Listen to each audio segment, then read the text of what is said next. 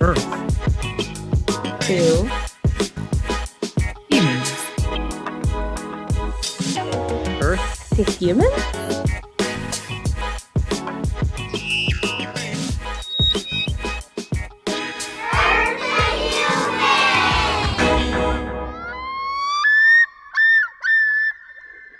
Earth to humans. Wake up, wise up, do what you can, individually and together.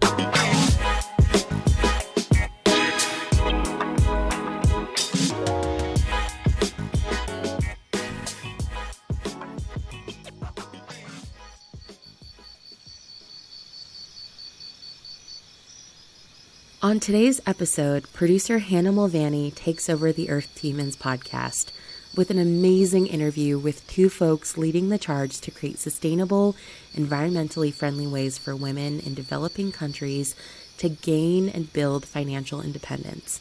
They work to address gender oppression by focusing on rural, women-led work that remedies issues of poverty and resource disparities. Their community-based projects aim to empower women with financial stability and drive communities away from environmentally harmful practices. But so often, environmental organizations are not sustainable because they are not holistic approaches, but self-congratulatory Band-Aid solutions that are not led by the communities they are inserting themselves into. But the Think Her project is. This conversation features founder and executive director Daphne and Godfrey Oyema, as they discuss some of the important work they are doing in Tanzania and Kenya. Financial independence through this organization can mean the difference between life and death for some of these women, as well as an escape from sexual violence, all while sustaining their communities and their environments. It's an important conversation that we hope you enjoy. Here's Hannah Mulvaney.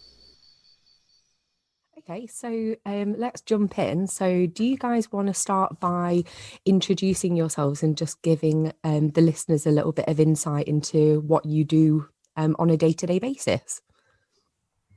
Sure. Yeah. Hi, everyone. My name is Daphne. I'm the founder of the Thinker Project. My background is actually in sociology and environmental.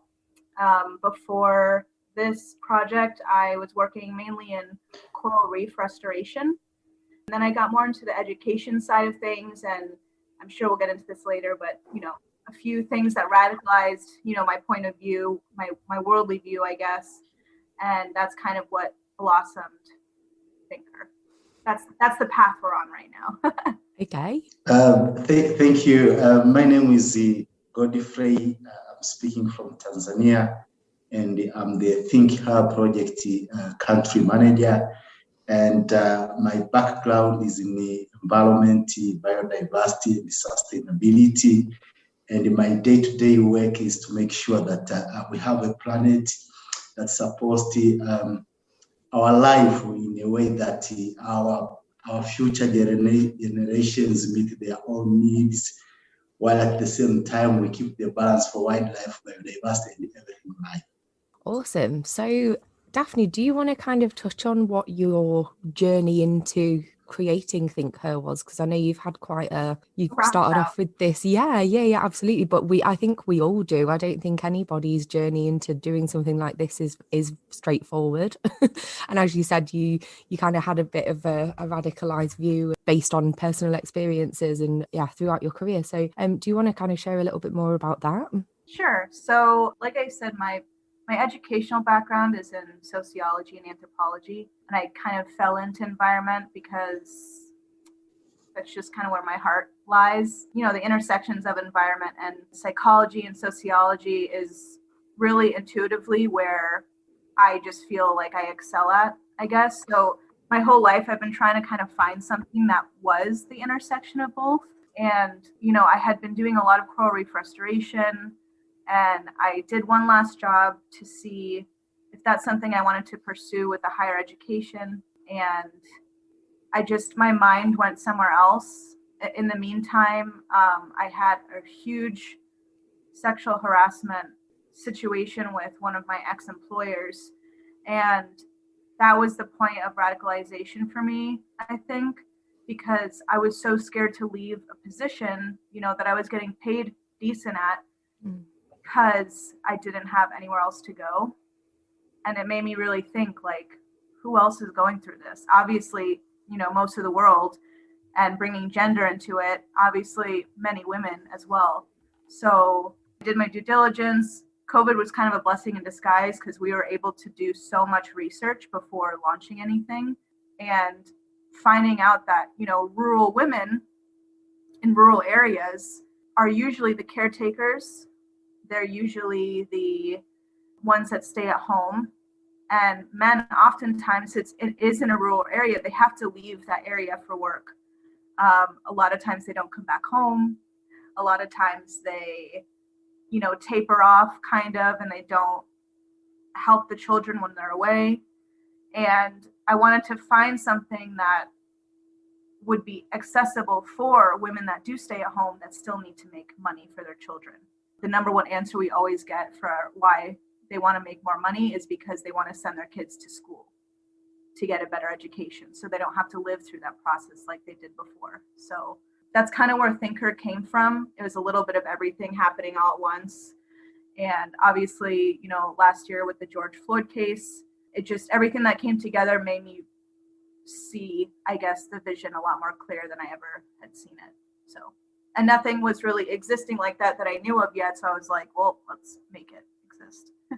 Great. So can you describe what Think Her is and what it does? And obviously you said that with COVID, it gave you a lot more time to do research. So what was the research and how did you get to the idea for Think Her? So the research was always really geared towards gender equality, helping women specifically. That was always something that I had in mind. We did do a lot of work with a partner in Kenya, in the Nairobi area. There's a lot of the slums are around the city itself. So I realized how far out of my comfort zone that was, because I'm not an urban planner. I don't really know how that works. You know what I mean? It was just so far out of my comfort zone. And then I started researching a little bit more about rural areas and how in touch they are with their environment, and how, the people that live in that area don't necessarily know that the last tree they're cutting down is indigenous. They don't realize that the last plot of land that they're cutting down might completely off balance or offset an entire ecosystem because it's getting rid of habitat for an animal. They don't realize some of these things. So while we're mainly focused on financial independence for women in rural areas, we're also focused on the conservation and biodiversity aspect. So Think Her really focuses on educating these women, not just training them for jobs, but also what's best for the environment that they're living in, what's best for their plot of land, not making sure they're not there's a lot of deforestation, making sure they're not cutting down the last tree and setting fires to lands that they maybe want to put more agriculture on. Like, there are better ways to do that. And honestly, that's where Godfrey comes in, because my main focus in conservation was coral reefs. Godfrey's main focus is terrestrial conservation. So he's really been through a lot of these projects before, and that's why I think he's such an important part of our team. Amazing. So that will lead us on really well to actually speaking to you, Godfrey, about what your journey into what you do has been, how you've got to where you are today, and then just learning a little bit more about you and the work that you do.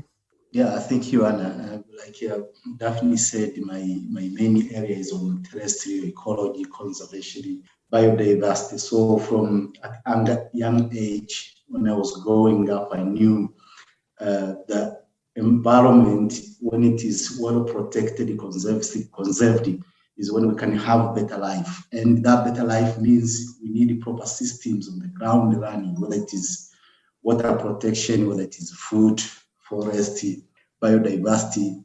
But we need also leadership. It's very important when you're managing these natural resources. So we need everyone to be on board. So throughout my career, I've been working with different companies, with different people, women, academicians, politicians, to make sure that we have a system in place where these resources or environment in general is managed in a way that while we meet our own demands right now, we have to consider the future. So it's all about having the holistic approach managing things, whether it is water, whether it is the soil, waste, the atmosphere. So everything should be kept in balance. So I've been utilizing a lot of approaches, whether from political point of view, from technological point of view, to make sure that whatever we do right now takes into consideration of future generations. So that has been my journey so far. Amazing. And how did you guys actually meet to be able to collaborate? That's a funny story. So we met online. We met through LinkedIn, through a mutual friend who had also not met Godfrey. They were originally friends on LinkedIn. I actually don't know how you guys became friends. You should tell this part. Yeah, so like you said, for me, I use social media in a positive way, not like a negative way. I connect with like-minded people. I know, you have a lot of people who are dishonest on LinkedIn, but thankfully, when I met Oyema from US, he connected me to Daphne, and we were speaking the same language, the same topic, our passion, our ambitions to make this world a better place for everyone and living organisms. So we are like consistent in whatever we are discussing. So that's how we came about and established this kind of working relationships. And it's very beautiful.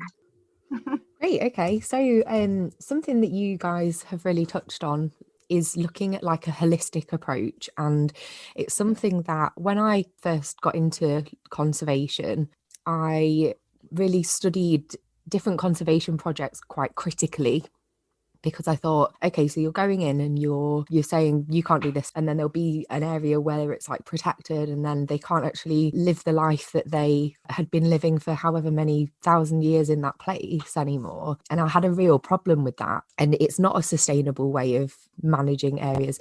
It's not a sustainable livelihood for people. It's something that, looking at that holistic approach, it's something that I really appreciated about Think Her, and how much you do think about every aspect. So you're thinking about the human elements, but then obviously, as you've just mentioned, Godfrey, as well, like you're looking at the wildlife, and you're looking at how these projects can run forever. Like, it isn't just a quick fix. If you make a project and there's no nature around it, and the nature isn't healthy, then whatever that project is going to fail. So why was that a really important approach for you guys, ensuring that and making sure it was really interwoven within the fiber of the organization?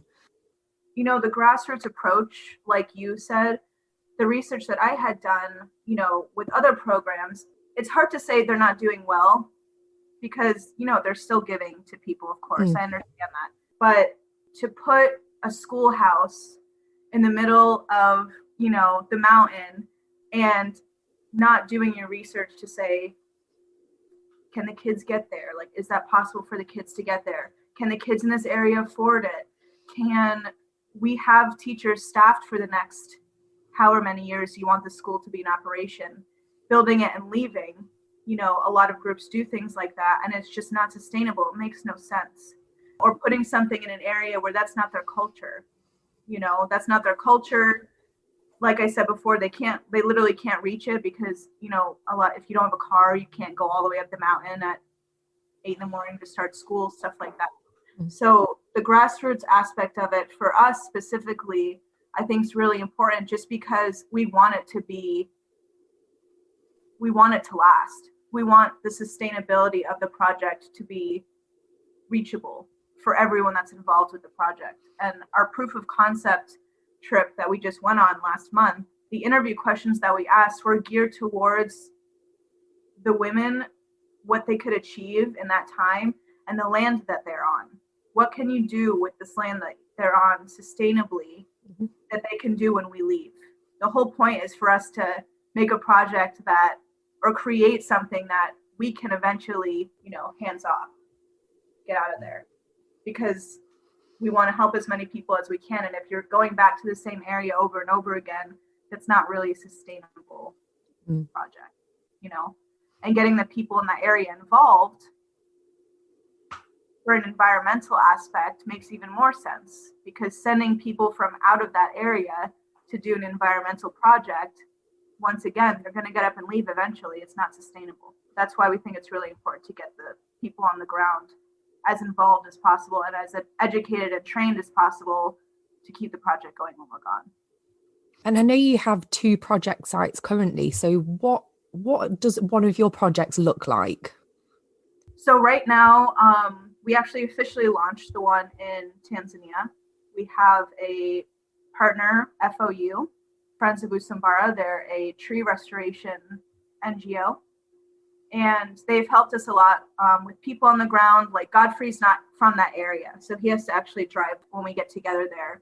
So eventually we'd obviously like to have an office there, but so FOU is our partner. They're a tree restoration NGO, and they actually have been giving us seedlings to do replanting for that area. So we're really focusing on agroforestry just because a lot of indigenous people from that area have land to actually work with. So agroforestry was one of the things that came up a lot. And that's why we're partnered with FOU, because they're the ones who graft our seeds. And we just recently launched our 100 Women Million Tree program with avocado seedlings in one of the areas up on the mountain. Great. So can you tell us a bit more about that program, about the Million Trees, 100 Women program? 100 women, million trees. Yeah. Yeah. So just like Daphne said, it's all about a restoration program where our focus is to try to restore the areas that have been deforested due to different anthropogenic activities like cultivation on water areas, in mountainous areas, people burning fire. So with this program of 1 million tree, 100 women, that means we want to use the power of women, their passion, their interest in restoring the environment to make sure that we bring back the cover on land that has been lost. But also this goes in hand by ensuring that we are not only, the women are not only focusing on tree planting, but we have to make sure they have other means of livelihood, like what Daphne said. You give them like avocado trees or other fruit trees so that they can supplement their nutrition requirement. So these are some of the areas that the project will focus, not only on environment protection, but also making sure that these women we are using on the project have alternative sources of income. Go on, Daphne. Yeah, so that's why the Million Trees project is so important. We use FOU because they are so in touch with, the locals and the government in that area. So our beneficiaries are able to help them in their mission as well, with not only planting on their own lands, but the Million Tree project goes into restoring conservation areas that have been taken down for agriculture, from fires, from floods. There's a lot of mudslides just because there aren't trees in the area to keep things together. So when FOU gets a project site that needs replanting, whether it's fruiting trees or indigenous trees, our beneficiaries can help with that program as well. So it's kind of a symbiotic relationship that we have with them. So with these Million Trees, there are lots of different kinds of trees. It isn't just Yeah. Amazing. I'm like, Godfrey would be the one to tell you that more. Yeah, so under me. So like Yanni, like you said, so you have like 3 types of trees there. We have got indigenous trees. These are for primary environmental conservation. They are really indigenous, not invasive. They are native in that area, so they promote water conservation, the soil conservation. So they are total for environmental protection. But also we have another category for timber. These are timber trees, like eucalyptus, like the pine. But however, these are not our primary, because our focus is to conserve environment, and we don't want to conserve environment by using exotic or invasive species. But another category we can say is fruit trees. So fruit trees, we have a number of different species like guava, macadamia, oranges, and the other trees, which we believe, as well as protecting the environment, they will supplement the daily nutrition requirement of these women and their families. So we have different tree species, and we believe this project is well prepared to make sure the thinking meet these objectives of environment, but also from an economic point of view. That's wonderful. It's an incredibly sustainable model Yeah. to hear about. So that's great. Yeah. So something that I read about on your website also was that you guys do a lot of training. So with this program that you've just mentioned, is there training involved for the women as well, or is it something that they're already pretty good at? Yeah, so a little bit of both. So the tree planting, our beneficiaries are coming from FOU, and they already hold positions at FOU for tree planting. So they work in the nursery and they do outplanting. So in that aspect, they're clearly trained, and FOU are the ones that are, much more eligible to train these women on that specific subject. We do have, apart from agroforestry, we've been looking more into chicken breeding and rabbit breeding as well, because those markets are sellable. And the whole point of what we're doing is so they have something sustainable and marketable, because there's no point in training them on things that there's nowhere to sell. So when they have these avocado trees, for example, not only is it good for nutrition for their families, they're also able to sell these fruits and whatever other fruiting trees that are available. Just like the rabbit and chicken breeding, these specific training programs are usually done by whatever business is marketing their product. So the rabbit, for example, there's a program that trains and is also the market for the rabbits. So they'll come, put up a pen, teach the women what they have to do with the animals to keep them fed. A lot of them have so much land, so they're actually able to grow a lot of the feed on their own land, which is another sustainable aspect of it. The rabbits, for example, their urine and excrement, I'll say, can be utilized as fertilizer, but it's not natural fertilizer. Yeah. So they can actually use that on their own farms as well, which is another part of the sustainability aspect of it. Great. So it sounds like you guys work really collaboratively with lots of different organizations that are kind of working in a similar kind of field to you. So how are those partnerships made? It's great to hear that you work so well with others. It's really, really important for projects like this. How have you met these people and formed these relationships? Yeah. Maybe to chip in, Hannah, Daphne said, you see, for us, we are not a technical person. I am an environmentalist. Daphne, environmentalist as well. So for us, it is a matter of identifying what kind of impact we want to create in the society.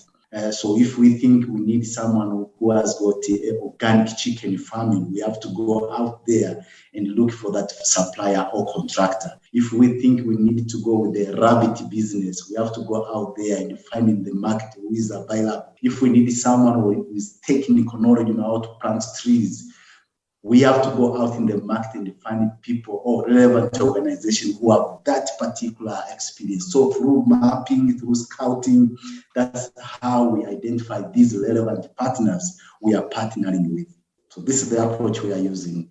On top of that, we specifically asked, our potential beneficiaries, which we did find through FOU because they're local to that area. It was just the easiest, most, grassroots way of finding eligible beneficiaries.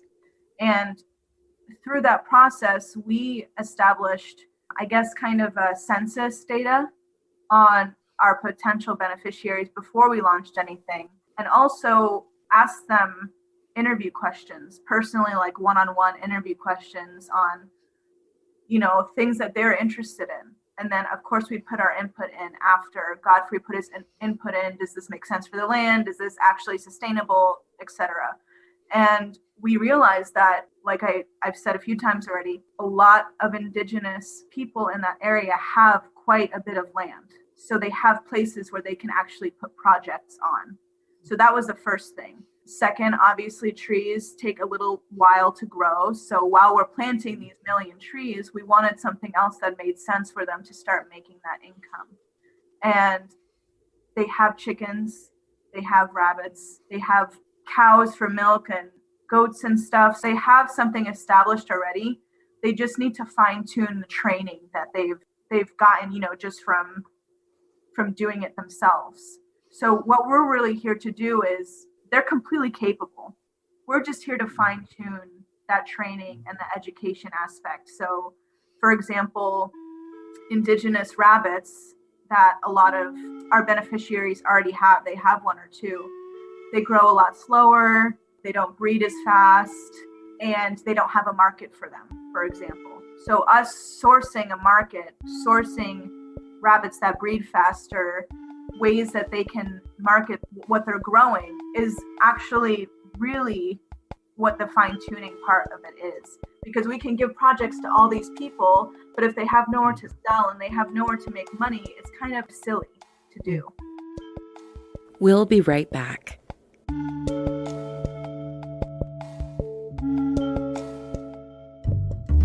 Hey, Earth to Humans listeners, an exciting announcement. If you've been listening to the show, you might know by now that we've launched our Earth to Humans book club, and we are super happy to finally invite you to our very first book club meeting, which will be Sunday, March 6th at 11 a.m. Pacific Standard Time via Zoom. So put that in your calendars. And our kickoff meeting will feature Mark Dowie, who is a recent guest on the show and author of the Haida Gwaii Lesson. And if you haven't listened to that episode, please go check it out. It's fantastic and sheds light on some of the current racist practices that conservation organizations across the world are implementing in the name of wilderness protection. Not hundreds of years ago, but today, right now. And this blew my mind, like learning about all this stuff. But displacing indigenous communities and perpetuating false ideas of what a healthy landscape even looks like and how these communities struggle to regain sovereignty over their own ancestral homelands. It'll be an intimate conversation with opportunities to ask more questions and hang out with other ETH listeners. The best part is, access to our book club is only $1 a month via our Patreon page, which is patreon.com/earth-to-humans. And for this meetup, you actually get a free digital download of Mark's book too.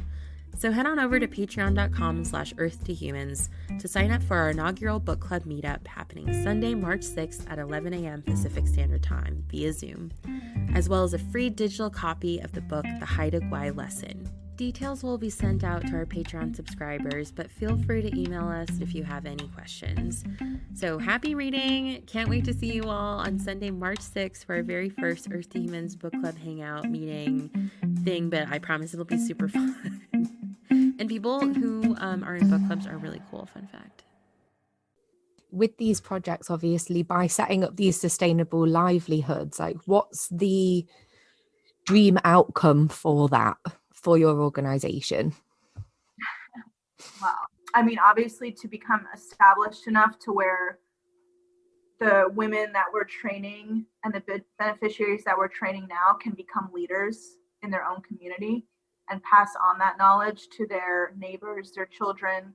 I would love, a lot of community involvement.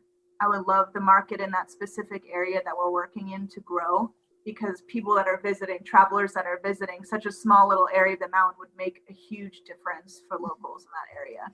So that would be a great goal as well. Obviously the environmental side of it too. I wanted to touch on the coal manufacturing, if Godfrey can go more into that, because I think that's a really big thing that we're trying to avoid. And that's just one of those things that people don't know better and they're just trying to make money. Godfrey, can you go more into that with the coal, the way they make from timber? Yeah, so I mean, like we said, it's all about sustainability. So we need to make these women or the people we are working with, they dwell on sustainable initiatives. For instance, energy in Tanzania is one of the many challenges, especially for women who have got kids, who have got young students to feed, to look after. So sometimes when they rely on things like charcoal or tree cutting to generate firewood, which is not sustainable. So we need to move away from that direction and have more renewable energies in terms of briquette. I don't know, Hannah, if you know briquette. Briquettes are these sustainable, energy efficient stove which can give you enough energy for cooking, for lighting, and it can cut down deforestation rates into natural forests.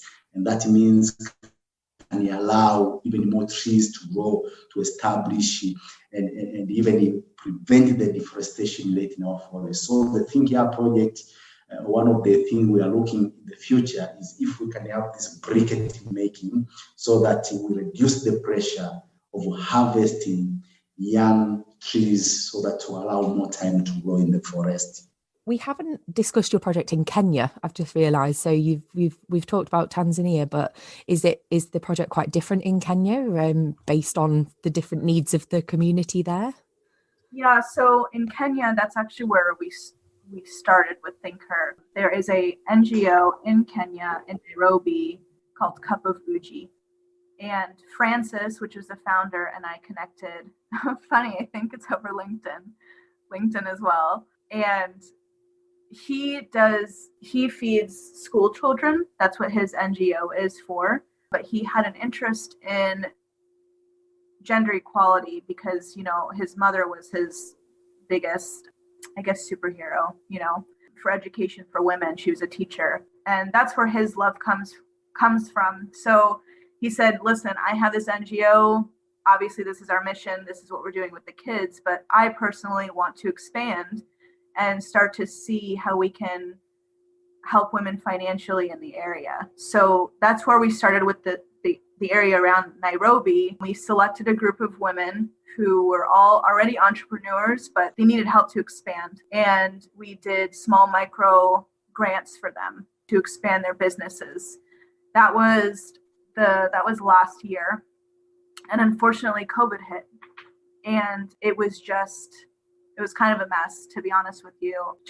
Not a mess, but it's a learning process because it's just very hard to attain that in that area. It's much harder to attain financial freedom in an area where people don't have their own land and they don't have the means to be able to expand because there's no space. There's no resources. The resources that they do have are very far and few. So that was that was quite a learning situation for me and Francis. So we still chat, obviously. I would still like to do something maybe a little bit more north where there is more of a rural area, because I think that is where Think Her is pivoting towards, just because I know more about environment. That is where the sweet spot is for me. And I think that is where our expertise can really come and help people in that area. With these grants that you gave out to these women, what kind of business were they in? Was it still an agricultural kind of feel, or was it in other areas? So for this program, there was already a group of women that a lot of people in areas like that come together and they create like community savings programs. So they were already part of a community savings program, 16 beneficiaries, and they all had separate small businesses. So one was produce. One sold produce, one made potato chips, one had like a little shop for like, quick buys like toothpaste and stuff like that, like a convenient shop, for example. And they were more along those lines, a lot less with the land management because, like I said before, there's no land to manage. So small shops, I would say small convenient shops. So I've been kind of looking at your guys' social media quite a lot and just kind of, learning more about your organization on the lead up to this interview. But something that you guys posted the other day was a graphic that said, why aren't we investing more in women and girls? And obviously with your organization being so focused on women and girls, I just wondered why that is. Obviously you explained right at the beginning of the call why you kind of focus on that, but like, what do you think is really important about that? Like, how can you see that being important for our future? I mean, it's just an untapped resource. Women are multitaskers. Biologically, we're multitaskers. We've already been doing all of these jobs through all of history, being the people that clean the house, being the people that cook, gathering timber and water in those rural areas, bringing the kids up from school, and all of that unpaid labor, keyword unpaid, it doesn't mean that they're not working. It just means that it's unpaid. So, something that we came across a lot is that women are ready to work. They want to work. They want to make money. They want to send their kids to school. They want to be able to support themselves if, a husband leaves or passes away. they want to have that training and background in education, and we just aren't giving them opportunities to do that. So what it really comes down to is giving someone an opportunity. It's just so untapped. Like I said, women are a lot less likely to be able to go to school. I think this generation is really changing. I think, communities and families are really seeing the importance of education and what it can do for a family, especially financially. And sending girls to school is also extremely important, because a lot of the times the boys will go to school, but the girls won't make the cut. So keeping that, I guess, that good pattern going. Do you want to chime in, Godfrey? You said it very well, because this is a historical issue, because women in most societies across the world have been left behind, and it's not like they are not capable. They can do a lot of things. So if I take example in Tanzania, we say about 80% of women are the main producer of food, but still they're lagging behind. So for me, these are the kind of opportunities where we need to empower these women. We need to elevate them from where they are, take them to the higher level, because I believe they can deliver and they deserve every opportunity is available for them to go to the higher heights. That's awesome. So I know that obviously from reading your website, and obviously from what you guys have said, the past year and a half with the COVID pandemic and stuff, it's really changed your work, and it's affected the pathway of your projects from what your website said. How has it impacted you guys? And obviously I know you said that there's the time that it gave you obviously was a blessing, but it's changed the project so much. So what has the impact been for you guys? That's a good question. Honestly, the lack of travel, because we started projects over online kind of, I didn't meet Godfrey in person until last month. So that was a huge thing. I actually didn't meet the whole team all together in one group till last month. So that, first of all, was like a huge wrench in the project. I was doing everything online. And, I think I have a lot more emotional intelligence than book smart. So I think that it took me to meet everyone in person and do those interviews and meet the beneficiaries to really see truly what we could do, instead of just saying, oh, I want to do this, I want to do this, I want to help this. It doesn't make sense until you're really there and you see the situation that people are living in, the resources that they have already, the resources that need to be expanded on, the training that they actually need, the education that they have and don't have. They obviously know everything about their land, but more worldly environmental views and aspects, kind of what Godfrey's really good at communicating to them, especially when we're doing the interviews, is this sustainable? That's something that we come back to over and over again, which I guess I didn't think about as clearly last year as I'm thinking about it now. The sustainability of a project goes such a long way, and it really makes for a better grassroots, hands-on, holistic program that I don't think I was prepared for or was educated on last year like I am now, to be honest.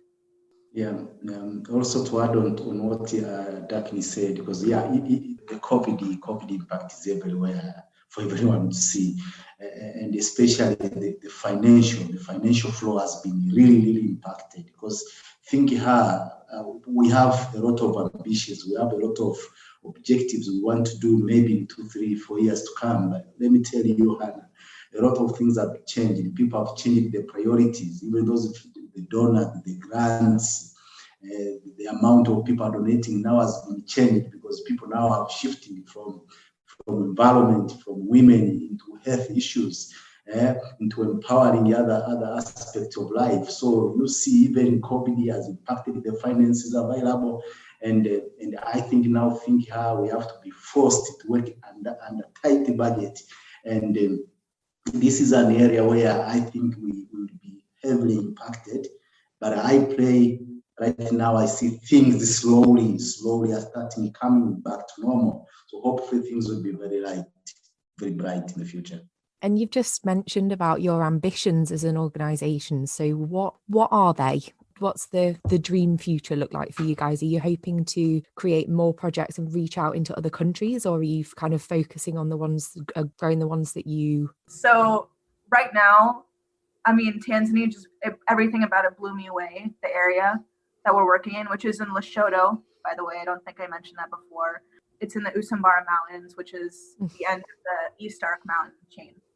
So with that being said, we have so many things that we want to do in Tanzania. My plan is to establish this over the next few years, see what we can get done financially. Obviously, we have financial concerns because that's what will allow us to expand. And I think if we start every project that we want slowly, and if it gains momentum, I want to be able to pick that up and move it to another area. I want us to have it so fine-tuned that we can just pick up the plans and move it to another rural area somewhere in the world. There's a lot of places that I would love to work. I don't know if they're all going to happen. And I know there are places that Godfrey would love to work too that makes sense for our mission. So eventually that's what I would love to do, to be able to expand and put that same training and education into other areas. Yeah, I agree with you, Daphne. We need to scale up these programs, but like I said, we need to see the impact. Like, what are the difference Think Her is making in Tanzania before the Think Her and after the Think Her? And if we feel we are confident that what we are doing is impacting people positively, and then we will be very confident that we can take the same project and establish it somewhere else in Tanzania or outside Tanzania. So those are the kind of ambitions that we need to have, a proper transition from where we can say people are confident in what we are doing and they love everything we do with them. I need to mention something which is very important to you, Hannah. You see, I think maybe you need to understand, like, how do we come to know, like, these women, they want this kind of project. So our approach is always a participatory approach. When I say participatory, the women themselves, they know, they are the teacher, they know what they need for us to support them. So we listen to them, they will come up with a lot of options, with a lot of ideas. So our main aim is to facilitate, to help them make proper decisions, that this is the way to go, this is not the way to go, so that we reach what I can call a harmonious decision between us and them. So that is a participatory approach we always take with these women. That's a good point. One of the main things that I came across, obviously, in research and just seeing what other people were doing in other projects, were if you give someone a project to do and they're not interested, eventually it'll taper off and they'll stop doing it. But if you give them the freedom of choosing and, having a conversation. I mean, we're calling it interviews, but we had full conversations with beneficiaries in the area, different towns. They had different backgrounds. So we actually got quite a few of the same answers, which I was really thrilled about, because that means kind of everyone's on the same page, and we were able, from their information, we were able to gauge what makes the most sense for people in that area. And I think that's the most important part of Think Her, is that instead of us coming up with an idea and throwing it at people, we go to individuals and ask them what makes the most sense and have those conversations and help facilitate, like Godfrey said, what really makes the most sense for people in the area. I think to feel empowered, you need to feel listened to. I think that's very, very much the first step. And it sounds like something that you guys have got really nailed. Like in the last season, I spoke to an organisation who their first step in any project that they did was something called radical listening. And I love that expression. It's where you just go and you listen to people and come up. Yeah. Exactly. And it's just listening to every single thing they have to say and being like, okay, well, how can we support you to do that? And yeah, as you just said, they need to be interested and they need to feel empowered, because otherwise it's not a reflection of what your belief system is as an organization, is that you want people to have a voice and you want them to have the ability to change their lives in a sustainable way. And if you weren't radically listening to them, then you've fallen at the first hurdle, haven't you, really? So yeah, and you think you said empowered for the first time. We haven't said it. We haven't mentioned it at all, even though Think Her, strongly believes in female empowerment.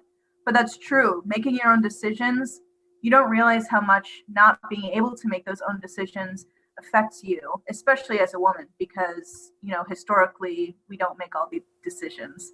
So to give them that power, I think, is, like you said, the first step to being empowered, and the first step to financial freedom and independence is making that decision for yourself. I want to do better for myself. I want this training. I want this education. I want to do this for my kids. That in itself, I think, makes the difference. Absolutely. And this is very much an organisation for people that support humanitarian, environmental, women's issues, health issues, like everything you guys cover. So if anyone out there is looking for a new organisation to support, so I'll be writing up the show notes after the call. I'll include your guys' social media links in there and your website. Then you'll be able to follow your story from here on in. So, and if that gets you guys some donations as well, then that would be wonderful.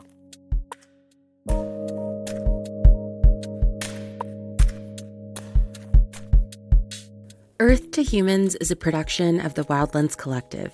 It's produced every other week by Serena Simons, Matt Podolsky, and Hannah Mulvaney. Our intro sequence was edited by Matt Podolsky with shouting assistance from the Foothill School of Arts and Sciences kindergarten class. Nozomi Takeyabu makes original artwork for each episode of the show, which you can find at wildlandsinc.org/ETH, as well as photos from the field featuring today's guests. And if you haven't already told all of your friends about the show, leave us an honest rating and review. It really helps other folks find the show. And if you want to support the work that we do over here, consider joining our Patreon campaign for as little as $1 a month at patreon.com/earth2humans. We're also on Instagram at earth2humanspod. Audio samples used in the intro sequence were provided by the Macaulay Library at the Cornell Lab of Ornithology, and today's music is by Blue Dot Sessions.